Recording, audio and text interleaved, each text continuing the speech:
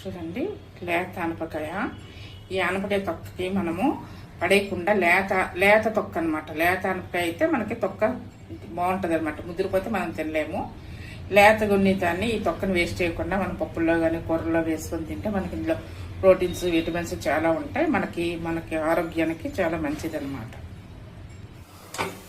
పప్పు చేస్తుంది అనమాట. పప్పు ఆనపకాయ కొద్దిగా ఉల్లికాయలు వేసి చేస్తున్నాను. చిన్న ఉల్లిపాయలు ఉంటాయి, ఉల్లికాయలు ఉంటాయి కదా, ఉల్లికాయలతో పప్పును ఆనపకాయ. పప్పు తాలింపు పెట్టేటప్పుడు మిగతా ప్రాసెస్ అన్ని వేసేసుకొని ఆనపకాయ, లేత ఆనపకాయ తొక్కలు ఉంటాయి కదా, అవి పడేయకుండా అందులోని మనకి చాలా ప్రోటీన్స్, విటమిన్స్ ఉంటాయి అన్నమాట.